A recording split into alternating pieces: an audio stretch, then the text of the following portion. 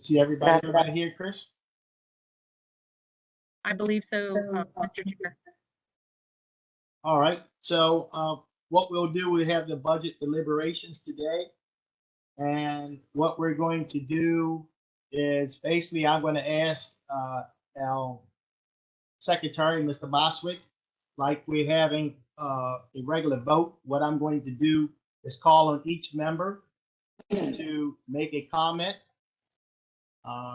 whatever you want to say. And then at the end of your comment or at some point, let me know or indicate whether you want to make any budget cuts or not. If you want to make a budget cut, then make that motion at that time, and then we will proceed as always with discussion and then a vote. If you choose not to make a budget cut, then simply say no cuts at this time, and then we'll move on. Then when everyone's done, I will summarize what happened and give my vote, and then that will conclude the meeting. So are there any questions about what we're going to do? Okay, hearing no comments. Mr. Boswick, as always, call the roll. Yes, sir, Mr. Chairman. We'll start with Mrs. Bevins. Aye. Here. You want to give us a comment? Well, you never start with Council 6. I'm surprised. Thank you very much. Thank you very much, Mr. Chairman. Yes, good morning, everyone. And it's a pleasure to be here. This is my 10th year working on a budget. I'd like to really extend my gratitude to the county executive and his staff for his partnership with the county council over this year, especially in such a very difficult year due to COVID. I'd like to thank especially our auditors who work around the all year round, but especially during budget time. They're working 24/7 to find and suggest cuts where we can have a cost savings for the taxpayers. I thank each and every one of you that participated in that this year. And I'd also like to thank the Office of Budget and Finance for the work that they've done in working with our auditors as well. And especially all the employees that have worked on the front lines of COVID this year. God bless all of you, and thank you so much. And for those of you that just kept the county going in such a difficult time and just kept everything rolling so we wouldn't skip a beat. So like I said, it's been a very challenging year, very difficult year. And I think that this is probably one of the best budgets that have ever been presented. We have talked as a body, as a council, and the capital budget was very thoughtful. And I don't think there's a lot of complaints from the council members about the capital budget. And, you know, what we want to do for our constituents is just keep services going for them, the ones that they deserve and expect to have in Baltimore County. And this budget does provide those things. And there is light at the end of the tunnel. Our senior centers are opening. Things are starting to open. And I'm looking forward to that. I guess I could have really nitpicked through this budget and found $1 or $2, but I didn't do that. So my support is no budget cuts. Thank you, Councilwoman Bevan. Mr. Boswick? Next, Mr. Chairman, would be Mr. Mark. Thank you very much. You know, this is my, I think, 10th or 11th budget, and I agree with much of what Councilwoman Bevan said. We cut $58 million last year. It was a historic budget cut. It was bipartisan. We, I think, scoured the budget looking for savings. I have voted to cut about another $30 million. And I think Councilwoman Bevins and Councilman Quirk and I have probably cut more from the budget in our time in office than almost every other council members. You know, we do things differently in Baltimore County. We try to be as bipartisan as possible. We try to reach compromise and consensus. And I think that is the hallmark of good government. There's many things that we probably could find in the budget that individually we might have some questions about, but it's about finding that level of consensus on issues. I like the fact that there's a historic amount of capital budgeting. During good times, you put money toward infrastructure, roads, schools, things that don't pad your budget when the times are bad. And I think the county executive has done a good job with that. I would continue to urge the school system to better communicate with the public, with its stakeholders, to come out of this year with lessons learned, and to continue working to improve the learning conditions for all our students. This has been an extraordinarily challenging year. I think many of us share frustrations of many parents around the county, but let's try to move forward and do better next year. So with that, I'm offering no cuts as well. And I thank the administration, the budget office, the auditors, everyone involved with this budget for working with us. Thank you, Councilman Marks. Mr. Boswick? Thank you, Mr. Chair. Excuse me. Next would be Mr. Patoka. Thank you, Mr. Boswick, and thank you, Mr. Chair. I just want to acknowledge the administration's efforts in making the budget process open for the past since County Executive Olszewski has been in office. I think everyone has heard the story of only 2 people showing up to a budget hearing prior to this administration coming in. But now we have a district by district budget hearing. And I believe that that level of transparency has helped this council and the constituents that we serve to be better prepared to act on the budget. And also, I would say that the work groups that have been established by the administration have also aided in this council being better prepared to understand the internal works of government and what the needs are moving forward to be a 21st century county. For example, the code enforcement work group uncovered that there was a disinvestment in code enforcement inspectors. And so this budget adds 6 additional code enforcement inspectors to begin getting back to the level we were 16 years ago when we did not invest in code enforcement officers. And so I think that there's value to having transparency. There's value to having council district by council district budget hearings. It allows for us to make decisions being well informed as a council. So having said that, I'm going to recommend no cuts. I'm appreciative of the capital allocations to the 2nd district. I would like that investment to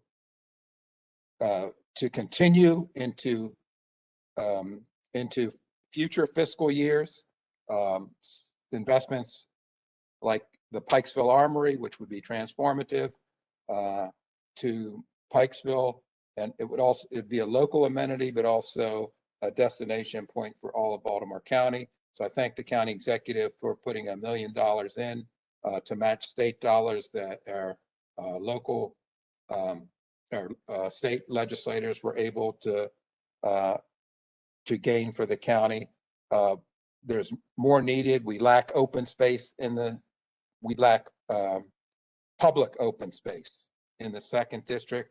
And I'd like to thank the county executive and the budget office and Ms. Rogers, 2nd district constituent, for placing open space dollars targeted for the 2nd district. But I think these investments need to continue. Also want to thank the auditor's office and thank my colleagues on the council and chairman and colleagues on the council for a thorough review the budget. And I think our ability to evaluate the budget was strengthened through the transparent efforts of the Olszewski administration. So thank you, Mr. Chair, and thank you, Mr. Boswick. Thank you, Councilman Patoka. Mr. Bosworth, next person. All right, thank you, Mr. Chair. Next is Mr. Katz.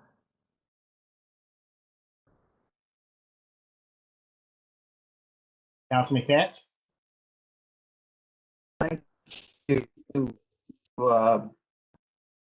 Mr. Boswick. I intend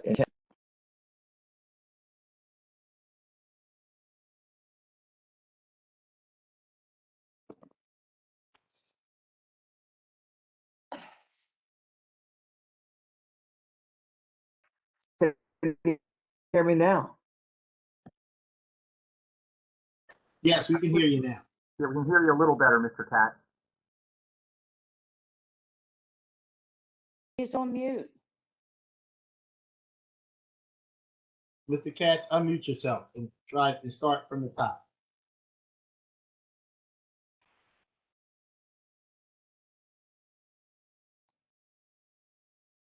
Yes, and Is this? Councilman Yes. Katz, if you could turn, if you Yes. turn the camera off, it might help with the audio part. What did you say? If I should what? If We you hear turn you your right now, video Councilman off, Katz. yeah, if you turn your video off, it would help with the sound, the audio. Yeah, I did turn it off and I thought it would be better, but now you're saying it is okay now. Yes, sir. Okay, good. I first want to thank the administration. Our county government has been more open and transparent than ever before, and I really appreciate that. The people of Baltimore County appreciate it. This has been such a difficult time for our schools, for our county. Those who are listening, if you would like to get a sample of what this year's been like, go to the budget of the Community College of Baltimore County. And they have gone through so many hoops to balance their budget and serve all the young people who are seeking education opportunities. I think when you look at that budget, you'll understand what this past year was like for every agency. I know that every member of the county council has gotten communication from constituents who are very concerned about education, very concerned that I'm really getting a feedback here. Am I responsible for that? We hear you fine, Councilman Katz. Keep Yeah, going. okay. Because as I talk, I hear the sound coming back on me. But anyway, getting to our school system, we have many parents, teachers, etc., who have made a number of inquiries from us. I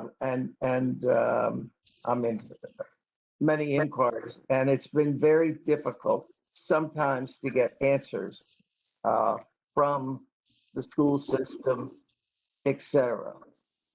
Every single member of this county council is concerned about educational opportunities in Baltimore County. And I think that even the superintendent admitted things have been sliding. They've definitely been sliding because of COVID.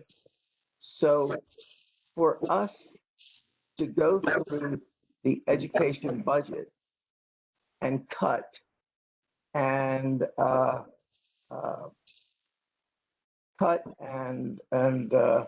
take options away from the school system is not really, in my estimation, the way to go. I just don't think it's the way to go. The one thing that I do have concerns about and that is with the Baldwin County school system, because of the number of vacancies and other issues, there is money that is not being spent by the school system.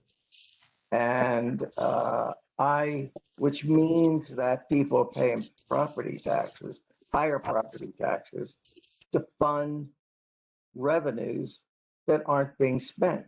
But you got to realize that it's been a very stressful year. Many teachers are under tremendous stress and need all the support that they can get. And so I think to make budget cuts where we have no idea how those budget cuts are going to be carried out, a already weakened school system because of COVID could end up even weaker. So, let's look to next year, see how the county school system's plans for recovery, how it's going, how it's working. And the last thing I want to say is, I think that the majority of the people in Baltimore County need to know it's the school board who runs our county school system. The county council has absolutely no power over the school system. A few years ago, just as an example, I urged the council to have an independent audit of the STAT program of the school system. Well, we found out through state law, we can't do that. We don't have the authority to carry on an audit like that. And lo and behold, the end result is a lot of money was wasted. And I think that there needs to be a much closer relationship between the school system, the administration, and the council. Because I think working together, we're going to be much better. And so I'm not going to introduce any cuts. And I know the rest of the council members are going to do whatever they can to facilitate this working relationship that is so necessary to turn our schools around. You hear me talk about schools. I was a school teacher in Baltimore County, a math teacher. Our superintendent was a math teacher. And education is very, very important to me. And I appreciate your attention to this statement. And I will turn this over to, am I turning it over to Mr. Bosworth? Thank you, Councilman Katz. We'll, Mr. Boswick, next person, please. Thank you, Mr. Chairman. Next would be Councilman Quirk, Mr. Quirk. Thank you, Mr. Bosser. Thank you, Mr. Chairman. Obviously, this May has been maybe one of the busier county council months in 10 years. I feel like it's all we've been doing is county council meetings on budgets and master planning and community input meetings. And so it's been quite a busy month. I'm sure all the council members can feel that.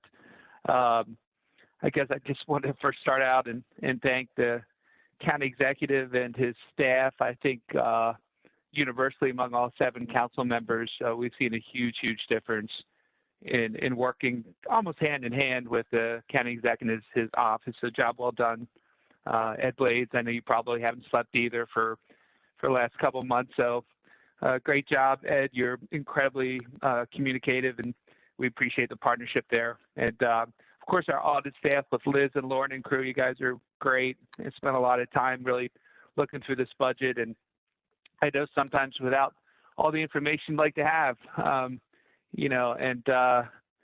I know it's challenging with the CARES money, the CARES 2 money, and the ARP and everything else. It's very difficult to sometimes even figure out because everything's moving so quickly and changing so much.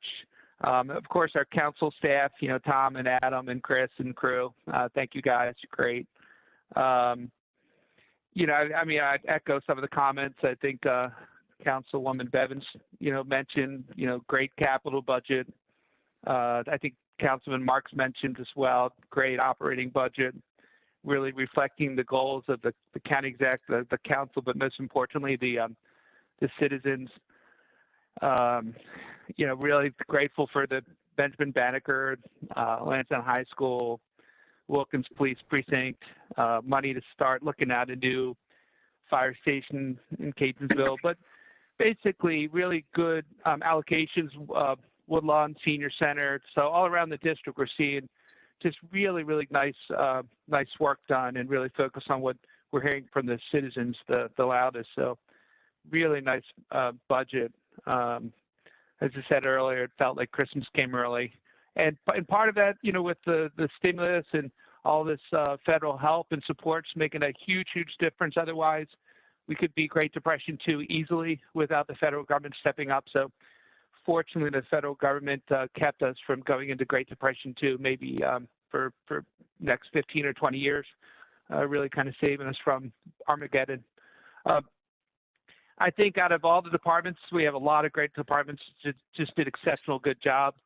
Obviously, I think the Department of Health is such a huge standout this year because I think Dr. Branch is a logistical genius. When I went in and got my shots, whether it was in Essex or whether it was in the state fair, I couldn't believe how well that was run. And the citizens told me everywhere I went how great experience they had. And this is super, super important. And I thought it was just exceptional. So definitely job well done, Dr. Branch and Della and your whole crew. I also don't have any budget cuts. I think we need to make hay when the sun shines. We have this one chance, this one opportunity in the county to really, really hopefully leapfrog ahead as a government. And I think we have the right team in place to do that. My only concern is also echoing the comments from Councilman Catch is I just think we simply must do better at Baltimore County Public School System. Sometimes I worry that we're only hitting the lowest common denomination and we just simply can't have that as our goal or end goal. It has to be much higher. We have to stretch and we have to do the maximum we can. I still find frustration in really trying to even understand what our strategic plan is. What is our targets? What are our goals? What are the specific measures? If they exist, I don't know what they are. I worry about how many kids have completely been left behind over the last 12, 18 months. And some of it, in fairness, through no fault of Baltimore County Public Schools, some of it just this terrible COVID we've been all going through. But some of it can be laid at the fault of the school system, especially with not opening up schools maybe as soon as we could. Many, many schools around the country had in-person learning. Councilman Marks can attest to that. We know for sure that there's a percentage of kids that just cannot do virtual learning, and they basically have lost a year of schooling, which I think is just really tragic. And but we don't know what that data is because I haven't been able to see any numbers or data to really understand it. Although we've asked for it and we've got some information, I haven't been able to understand it. I'm a little concerned about what I think would be top-heavy expenses in the administration. I delineated some of those concerns, recently. I'm really trying to understand what the vision of Baltimore County Public Schools is. I hear some platitudes, but I really don't understand what the vision is. We're spending an incredible amount of money in Baltimore County Public Schools, an incredible amount.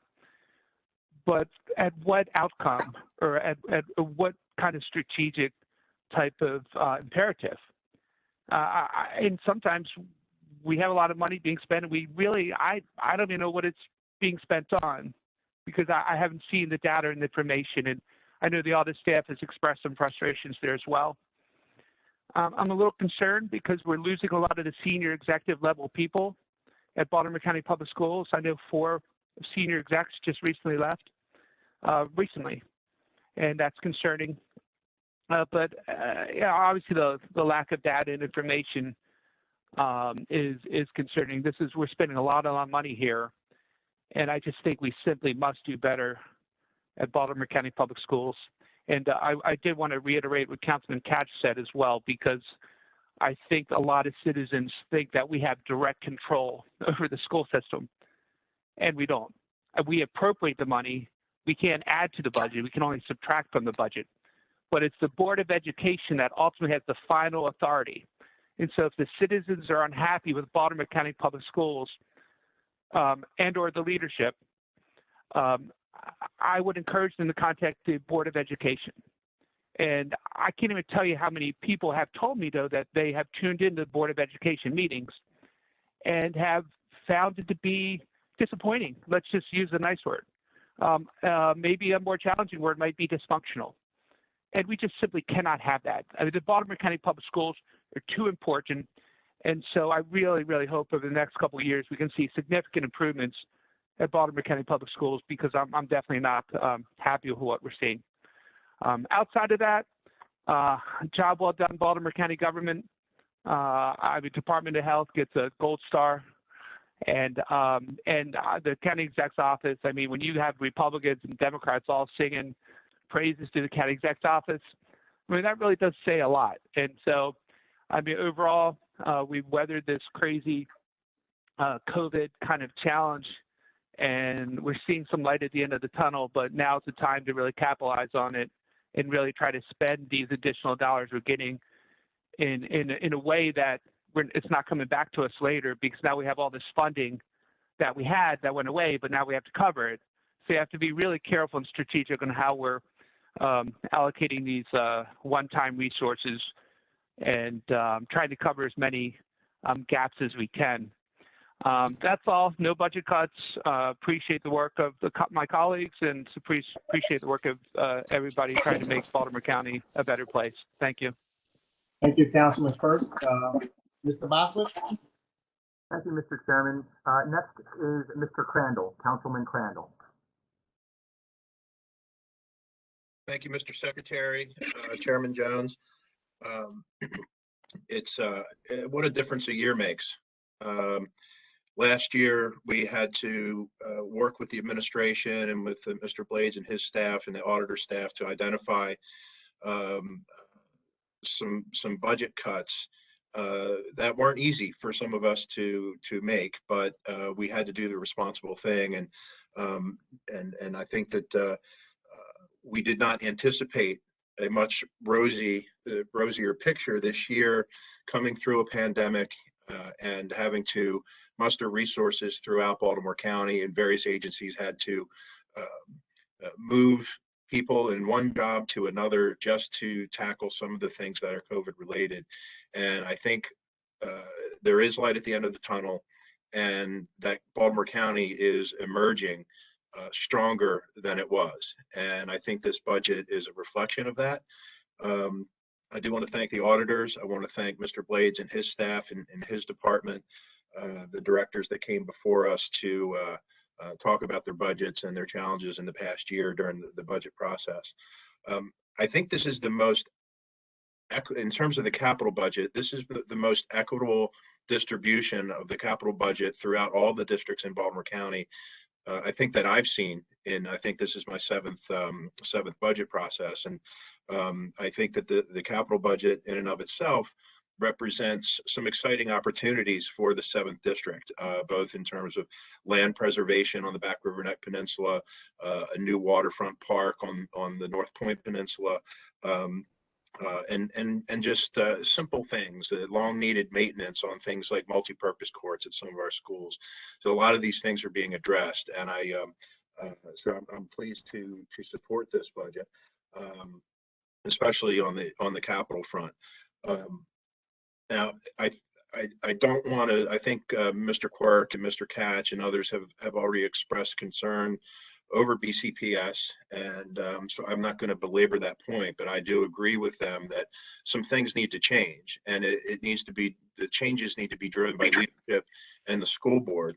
I think part of the frustration that you're hearing from the council is driven by the fact that We are the fiduciary for Baltimore County Public Schools. We approve the checks that the taxpayers write to fund our schools. And I think our taxpayers deserve a greater transparency.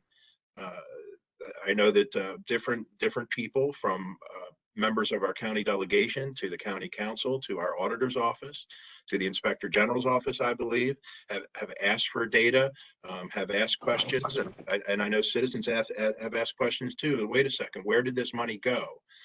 What is the what are the line items? And then we find out that there's shredding going on. And then we have a ransomware attack that we still don't have complete answers to. So it's been a very frustrating year for BCPS. Not all of those frustrations were driven by COVID. Certainly some of them were. But we need greater transparency and accountability from BCPS. I firmly believe that, and I don't think that that my colleagues would disagree. And the frustration is, yeah, we're approving the money, but we have no oversight ability, and that is just a function of how Maryland law works. And I'm hoping that legislation in the General Assembly that would provide some entity in Baltimore County, whether it's the Inspector General or some other entity, with greater oversight and investigative ability to extract this information that's been so frustrating to us that we simply can't get. So I'm not making a motion for any cuts this year, Mr. Chair. Again, everyone involved in this budget, I want to thank them for their work. It is never an easy process, and then once it comes to the council, we spend hours poring over this stuff. And so I want to thank my colleagues for the collaborative effort once again this year. So thank you, Mr. Chair. I'm done. Thank you, Councilman Crandall. Mr. Boswich? Mr. Chairman, you have the full and final last word. Fantastic. Thank you so much. I want to thank all the members for all your hard work and diligence.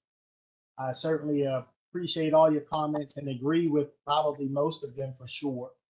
I want to thank the administration for working very collaboratively with us prior to us getting to this point, and have, quite frankly, has been doing that since they've been here, and continues to work with us, and we look forward to it.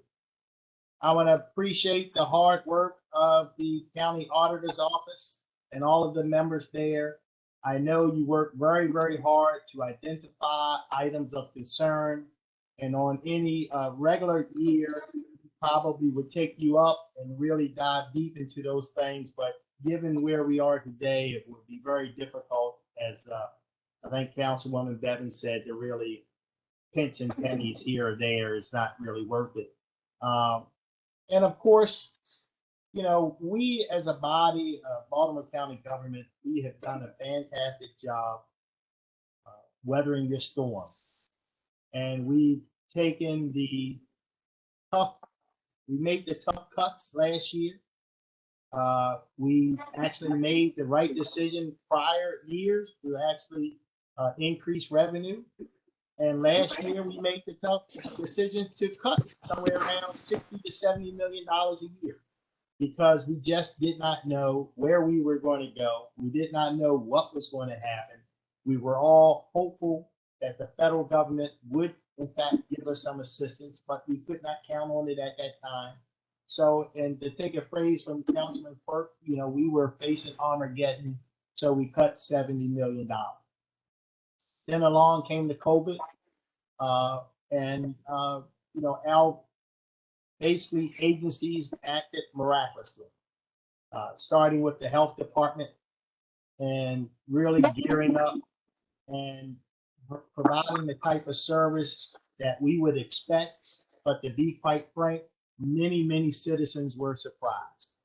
I was reminded, we were all reminded when Dr. Branch said someone showed up to get a vaccine with a book and some needlepoint, because she was anticipating being there all day long, when in fact she was there for probably 20 minutes, and 15 of that was waiting to see if she had some type of reaction. So luckily for us, the citizens of Baltimore County, we've been doing all the right things. We look at the money that came in from the federal government, which really, really made a difference to where we are today.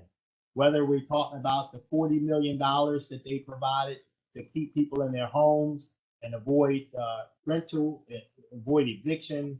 If we look at other monies that came in for the Department of Economic Development, where they spent $24 million in the tune of 1,400 grants going to local businesses, keeping restaurants and small businesses open. And now, of course, after the CARES Act, CARES 1 and CARES 2, now we're looking at the American Recovery Act, where we go about $4.2 billion budget. We're going to get an additional $160 million from the federal government to help shore up Baltimore County and help us come out of this recovery. So, giving all of that, I see no reason for me to propose a budget cut this year. And as always, I want to thank my colleagues, thank the administration, thank all the employees of Baltimore County for doing a fantastic job. And that is that. We have no budget cuts for this year. So on that note, unless there's any additional comments by any of the members or anyone else on the call, I will bring this budget deliberations to an end. Mr. Chair, Yes, sir, Councilman Catch. Councilman Catch, and then Ms. Rogers. Go ahead, Councilman Catch.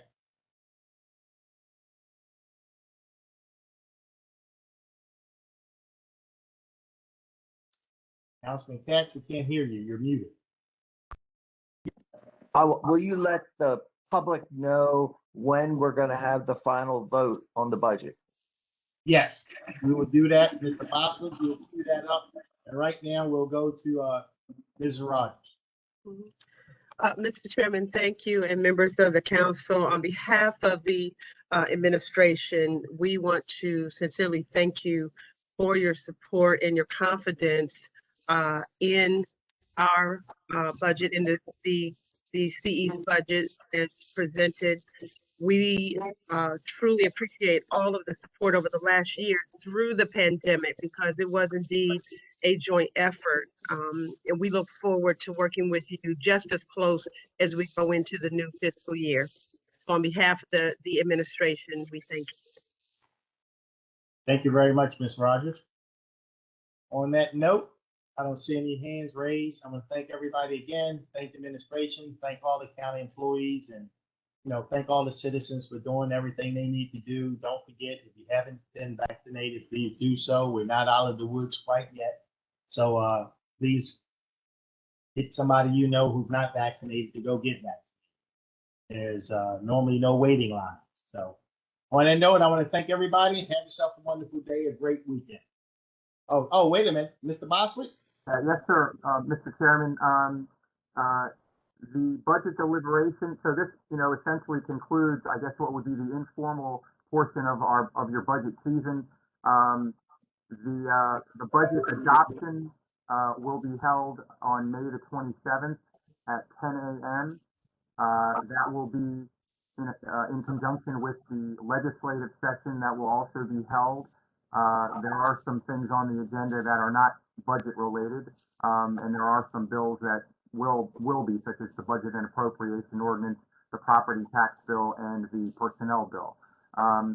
So that will happen on May the 27th at 10. It will be in the council chamber in person. We are going to conduct it, even though things are opening a little more in county government.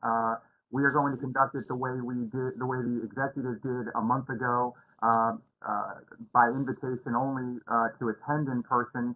However, it will be live streamed in the same manner as the county executive's budget presentation last month. So anyone will be able to connect to the council's website and utilize the link.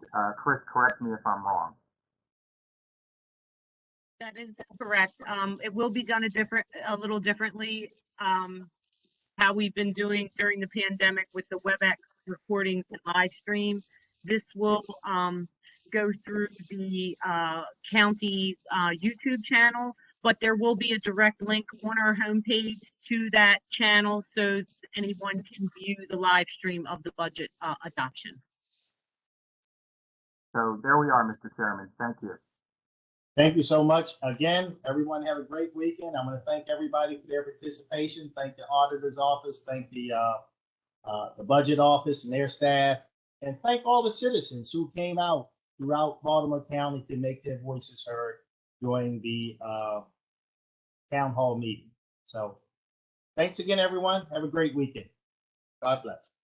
You as well, Thank you, Mr. sir. Chairman.